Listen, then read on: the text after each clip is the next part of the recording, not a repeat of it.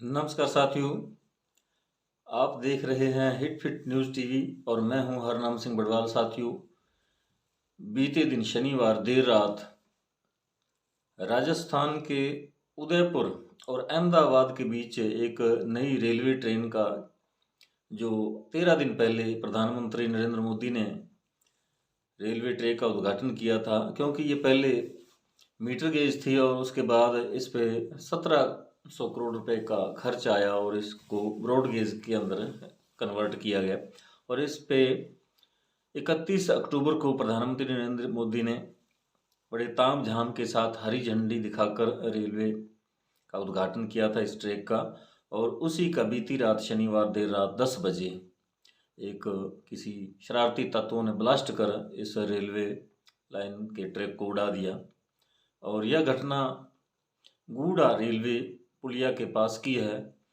और रात्रि 10 बजे जब इस घटना को अंजाम दिया गया तो ग्रामीणों ने तेज धमाके की आवाज़ सुनी और सुबह जब ग्रामीणों ने वहां जाकर देखा तो रेल पटरी उखड़ी हुई थी और नट बोल्ट वहां गायब थे और रेल पटरी पर बड़ा हादसा हो सकता था, क्योंकि जब यह 10 बजे धमाका हुआ उससे 4 घंटे पहले यहाँ से अहमदाबाद उदयपुर रेलवे ट्रेन गुजरी थी।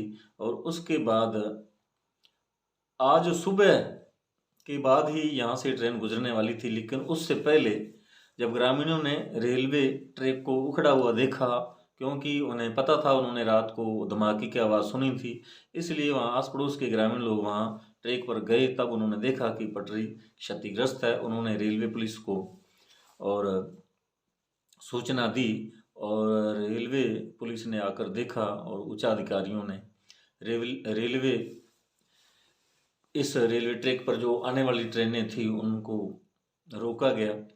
डूंगरपुर में ही ट्रेनों को रोक दिया गया। और आपको मालूम है साथियों, असारवा रेलवे स्टेशन पर जो यहाँ से 35 किलोमीटर दूरी पर है, यहीं से असारवा रेलवे स्टेशन से ही प्रधानमंत्री नरेंद्र मोदी जी ने 31 अक्टूबर को उद्घाटन किया था। साथियों, जब इस घटना को अंजाम दिया गया उससे ऐसा लगता है, क्योंकि जैसा कि पुलिस बता रही है कि इसका हर एंगल से जांच की जा रही है। और यहाँ पर अश्विनी वैष्णव जो रेल मंत्री हैं उन्होंने बताया कि एटीएस को भी यहाँ भेजा गया, एनआईए की भी जांच हो रही है और जांच के बाद ही पता चल पाएगा कि आखिरकार इसके पीछे कौन क्या साजिश है, किसकी साजिश है, इसके पीछे किसी आतंकवादी संगठन का हाथ है या अन्य किसी ग्रामीण ने या किसी किन्हीं शरारती तत्वों ने इस घटना को अंजाम दिया। और प्रारंभिक जांच से तो पता चला कि ये डेटोनेटर से ब्लास्ट किया गया, जिनका अक्सर माइंस के अंदर डायनामाइट से ब्लास्ट किए जाते हैं और माइंस के अंदर यानी पत्थर पहाड़ों को तोड़ा जाता है और उसमें इस बारूद का उपयोग किया जाता है। और मौके पर जब पुलिस पहुंची सुबह आज, तब वहां से कुछ बारूद भी बरामद किया गया और पुलिस हर एंगल से जांच कर रही है।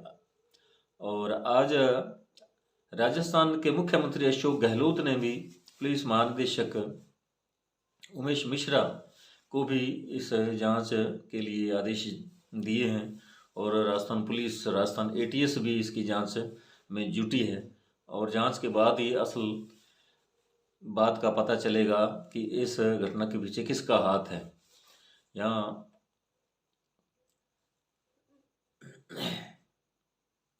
एटीएस एंटी टेररिस्ट स्क्वाड भी यहाँ पहुँचा हुआ है और यहाँ के जो जिला कलेक्टर हैं ताराचंद मीणा, उन्होंने भी बताया कि ग्रामीणों की सूझबूझ से किसी बड़े हादसा होने से बच गया, क्योंकि यहाँ पर और भी ट्रेनें गुजरने वाली थी और ग्रामीणों की सूझबूझ से जब उन्होंने रेलवे पुलिस को सूचना दी तो रेलवे पुलिस ने ट्रेनों की आवाजाही को रोक दिया और कोई बड़ा हादसा नहीं हुआ। और यहाँ के एसपी, उदयपुर एसपी विकास शर्मा ने भी बताया कि इसका हर एंगल से जांच भी खोज जांच पड़ताल की जा रही है कि इसमें किसी कोई टेररिस्ट या आतंकवादी संगठन का तो हाथ नहीं है, और पूछताछ की जा रही है। और जांच के बाद ही पता चल पाएगा कि इसके पीछे असल में किसकी साजिश है। और जो राजनीति भी इसके पीछे अब गर्म हो चली है, और जैसा कि भाजपा और कांग्रेस आमने सामने है, और इसको एक राजनीतिक मुद्दा भी बनाया जा रहा है। और मोदी जी का और भाजपा का ये आरोप है विपक्ष पर कि मोदी जी को बदनाम करने के लिए इस प्रकार की ये घटनाएं जानबूझकर विपक्ष द्वारा की जा रही हैं।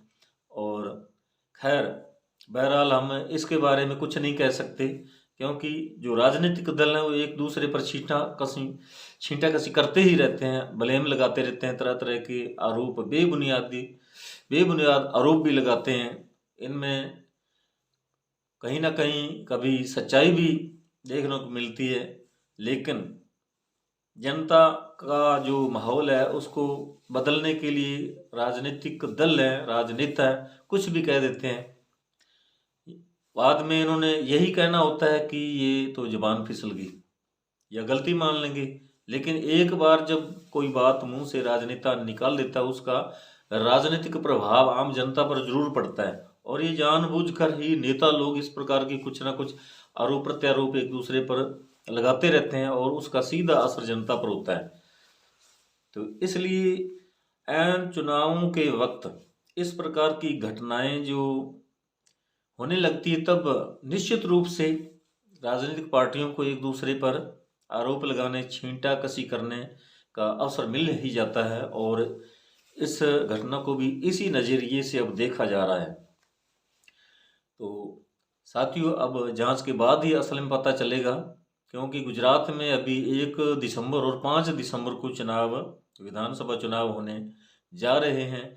और अब भाजपा का सीधा आरोप है विपक्ष पर है कि ये जो घटना है इसकी बारीकी से जांच होगी, गहन जांच होगी कि इसके पीछे किसी राजनीतिक दल का हाथ तो नहीं है, या मोदी जी को बदनाम करने के लिए इस प्रकार की कोई साजिश की गई है।